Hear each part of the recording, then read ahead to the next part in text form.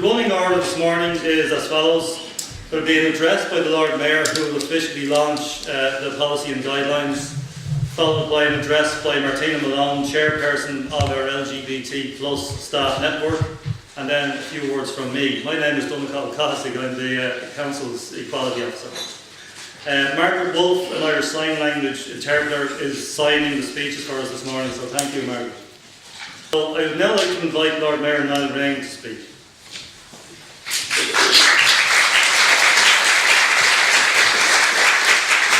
Don't hold back on the applause.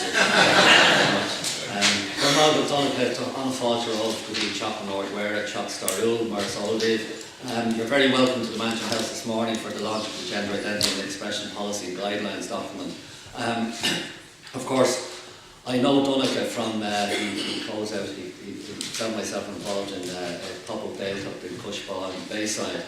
And I didn't realise that he would make such an error when he was telling me about the exits here. Of course you go out that door and you leave at St. Anne's Church, but what he forgot to say was, in case of any fire or whatever, you let the Lord Mayor out first. So, your bottoms may be on fire, but I'm to be allowed out first, so once we get that right. But it's interesting, one of my first functions as Lord Mayor last June was a Pride Parade, and to be honest, I'd never taken part in it.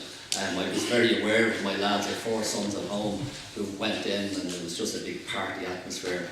And as Lord Mayor, I said, well, this is my ideal opportunity to go in and talk to people and just get the buzz. And I must say it was amazing. And at that stage I had my Fitbit, so I was sort of going in and out of talking with various people.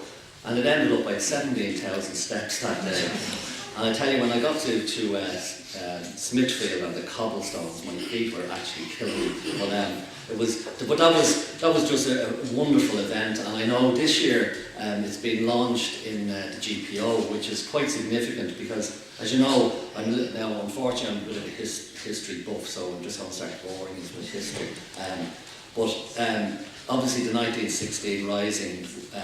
The proclamation was read outside of GPO, and it's really interesting when you see the proclamation, and we have one outside the front in the front hall here, and it talks about cherishing the children of the nation equally and equal rights and opportunities. And 103 years later, we're sort of launching an identity policy and guidelines for trans people, which is, it just shows how far we've come in that 103 years. And even when you take the first Dáil met here in the round room, just down the corridor here, 100 years ago this year, and they had their aspirations. They had the Declaration of Independence and a message to the free nations of the world, and the democratic programme with 3 documents that were read out. And again, they spoke, which was brilliant for us as Irish people, that that sort of equality was being spoken about 100 years ago. And just thinking to myself when I was coming in, did I ever suffer any discrimination? And in fact, well, apart from being a North Sider, which gives us this superiority, of course, but when I was in school, I was born and reared in the North Inner City, and there were 3 schools in the area that you went to. You went to either O'Connell School, Cairns's, or Lawrence O'Toole's, and they were run by the Christian Brothers. And if you were of a certain class, you went to O'Connell's, and so none of the local kids ever got into O'Connell's. There was just no opportunity for us to get into O'Connell's. So because it was Irish, we were sent into Cairns's, and nicknamed Slaughterhouse, of course, but those were those days. But it actually does still resonate with me, even though now I'm 60 years of age. No, I'm not 60. I'm 60 years of age next Thursday, the 9th of May. No, I don't want calls. I don't want cards, because I'm very, very conscious of the earth, and you have to recycle and everything. So just write a little greeting on the back of a €50 note, pop it in the Mansion House, and that's what I do. Thanks very much. But look, just to get, and I know Martina and Donncha are going to speak at length, and hopefully not too much length on the document here. But I think it's just about, because that, as I said, still resonates with me. And my good wife is now doing a master's in psychotherapy, and I think she uses myself and the 4 lads as guinea pigs. Like, we're at dinner and we should be saying, you know, why did you say that? What exactly do you mean by that? I said, I just want the salt. But it actually has given me a good insight into various aspects. Like, it's great to talk to her about things like that. And, you know, I did say I was doing this morning, and her message to me was, you know, it's about the person being themselves. And, you know, it has to be a fundamental right that you can be who you are. And people have, you know, hidden who they are, they've glossed over who they are, they've denied who they are for far too long in all aspects of life, not only in gender. And I think it's great that Dublin City Council, because we have this great role in the city, we are the City Council, we've a great brand, we've a great image, and for Dublin City Council to be leaders in this is just fantastic, and I commend Martina and Donncha. And of course, Owen Keegan, the Chief Executive, has pushed the agenda, of course, and it's coming from the top down, which is great. And I just officially like to launch the Gender Identity and Expression Policy Guidelines document of Dublin City Council, and I'll hand it back over to Donncha. Good meeting you.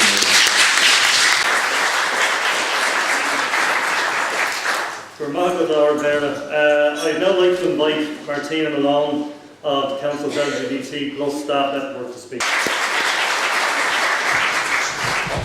Good morning, everybody. I'm delighted to be here as the chairperson of the City Council's Lesbian, Gay, Bisexual and Trans Staff Network, who played a very significant part in ensuring this document reached fruition.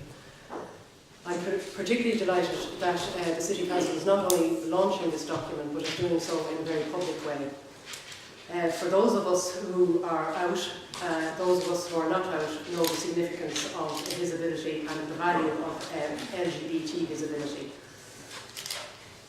LGBT visibility goes way beyond any policy document or any piece of legislation. Visibility for trans people is particularly important, particularly when allegedly trans people make up about 1% of the population nationally. So that's somewhere between 45 and 55,000 people.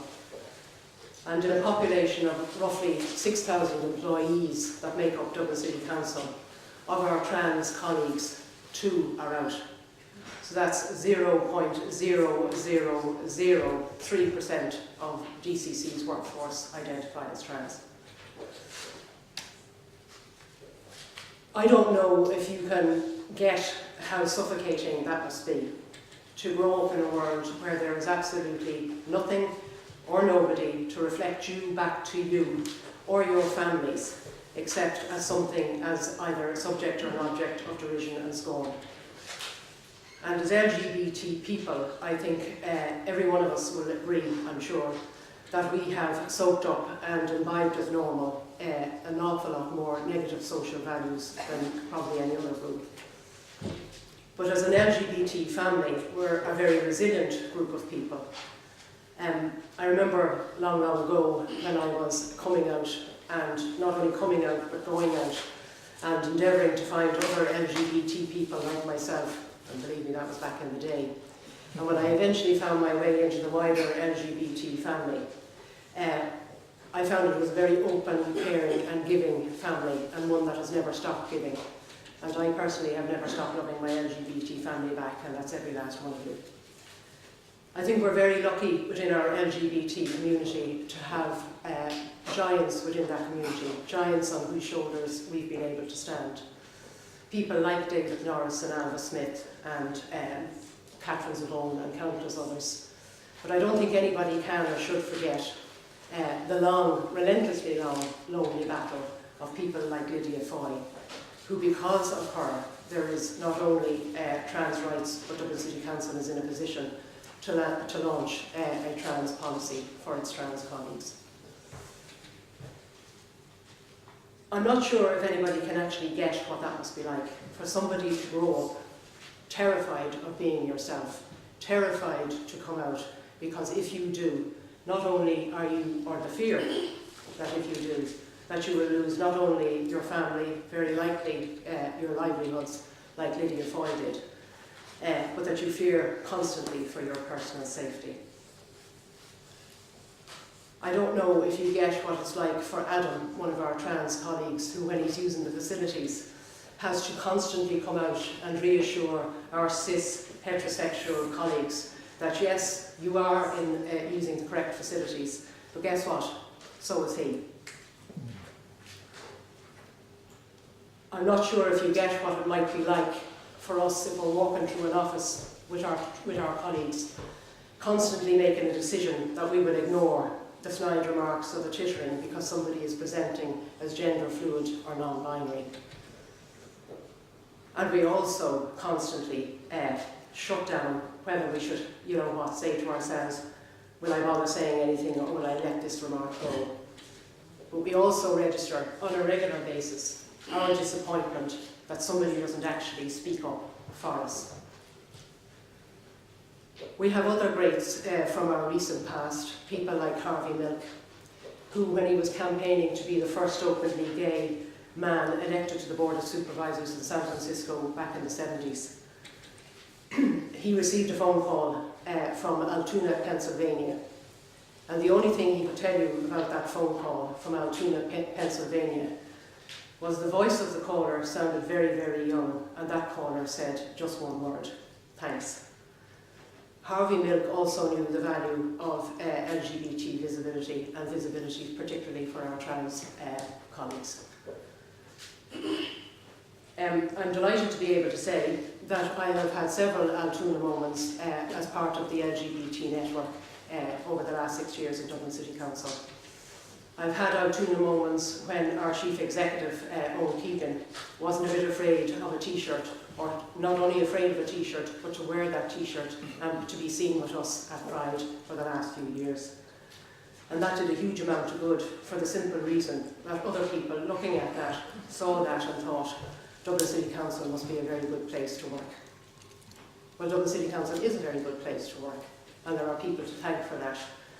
Most notably our senior management, particularly the senior management in HR, and very especially Jerry Geraghty and Brendan Hayden, our colleagues Donncha and Louise in the Equality Office. But this document really wouldn't have got here or got to where it is without the hard work and dedicated commitment of other LGBT colleagues like Adam, Ed, Esme, Maynard, Niamh, Shauna and Tom. And I think they all deserve a round of applause.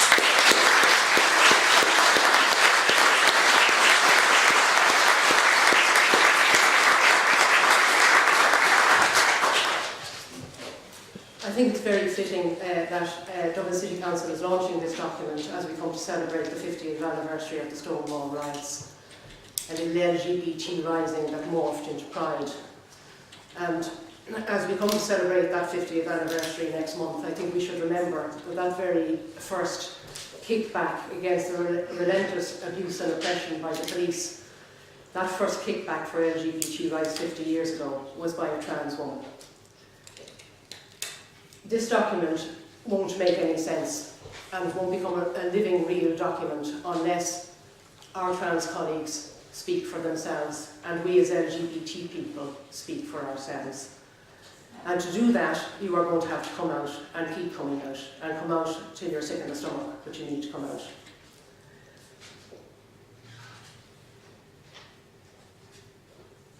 I don't think I have any much more to say.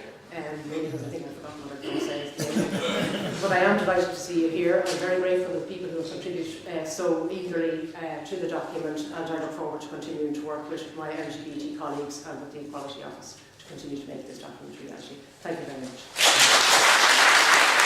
Martina. I'm going to say a few words now, and just to let you know, I'll be speaking Australia agus Béarla, which means that all 3 national languages will be used at this morning's event. Our Vera Free Vaimanik agus Avina Ushla Bawatlum Falja Chorib Gapania and Sharamajin, the Gor Shola Bartis agus Tror, the Dakala Fein Ulach, agus Leru Inchkina, the Kudna Korla Kakar. Lord Mayor, Chief Executive, ladies and gentlemen, I'd like to extend a warm welcome to you all here this morning for the launch of Dublin City Council's Gender Identity and Expression Policy and Guidelines. Nurihiolo or Stratesh Chumshu Fustaha Leshbiacha Erica Dave Mesacha agus Trasinchkanacha Savlin Feh Shakdev Hugmur Galtanus Dukamed Shin Gumulvofi and the Tror Linta Shop.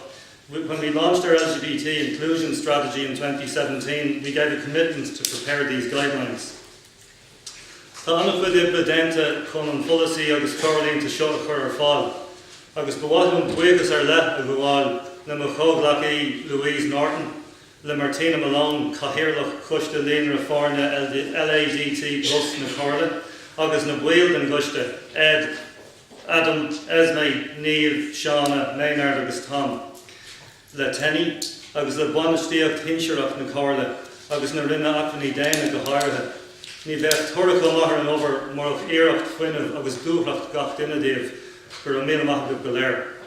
A lot of work went into the preparation of this policy and guidelines, and I want to say a special word of thanks to my colleague Louise Norton, to Martina Malone, chairperson of the Council's LGBT Staff Network Committee, and the committee members, Ed, Adam, Esme, Niamh, Sean, Maynard and Tom, to the Transgender Equality Network of Ireland, and to senior management of the Council and the Human Resources Department in particular.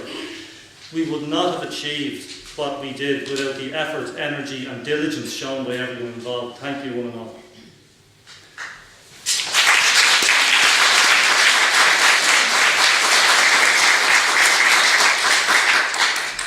Bhuacham ahantas freisin an hort dus na hagraíochtaí eile ar fád a bhfuil polasathe mar seo acha hena féin. Bhuilim mar las as cuideacha agus muid a gulbhú our policy féin. I would also like to acknowledge all those organisations that have already prepared similar policies. We benefited from some of them as we prepared our own. Tá Corla Carcha Bhaile Clia Dírithe ar Chintu go Gurfi Fáilte Rib Gach Duine Dar Gustamary agus Dar Vustathe in our Néagsúlacht Illig agus Léiríonn an Ducaméid Shot an Ghealún Sin. An rud is tábhachtaí ar náid ná go Nenamid Bart de Réir an Ríhir. Dublin City Council is determined to work to ensure it is a welcoming place for all of our customers and employees in all our diversity, and this document is an important expression of that commitment. However, what is most important is that our actions reflect the fine words. Ná bíodh imní orring rib na héagsúlachta, glacamid chuaigh, ligamid doghine agus denimid iad a spraga fiú, chun bheith dílis don néthe agus don nósan na féin. Mar ní amháin go gurn sé sin an nul dún illig go bhfuil fáilte ráin go bhfuil luach orring mar ghaoine déine in our numlán, agus leis sin ach leis sin chluhíonn sé díalseacht agus cabhríonn sé den dearcaí cúnga a cheapad. Tá sé seo ríhabhachtach búdar as áitiúil a ras bliain ar ceannas na néanraí is agsúla sa tír. We should not be afraid of diversity, we should embrace it, because allowing and indeed encouraging people to be their true, authentic selves not only makes us all feel welcome and valued and fulfilled, it fosters loyalty and saves us from taking too narrow a view of life. This is particularly important for a local authority serving one of the most diverse populations in the country.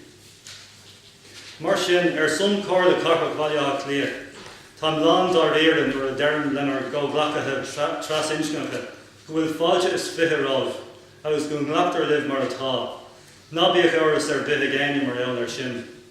Tá stúil go gurthaigh an policy agus teirlínta seo leis an obair leanúnach, chun dainú gur áit ibre orásach, cardúil agus éifeachtach í an Corla do gach aine. So on behalf of Dublin City Council, I want to say sincerely to our transgender colleagues that you are most welcome and you are fully accepted for who you are. Let nobody have any doubt about that.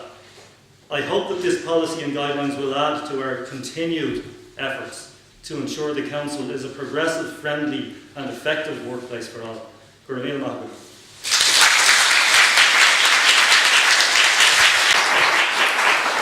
Okay, sin deire leis an cuid cool, the official part of the launch is concluded. Please enjoy the rest of the morning. Thank you very much. My world that I want to have a little pride in. My world, and it's not a place I have to hide in. Life's not worth a damn till you can say I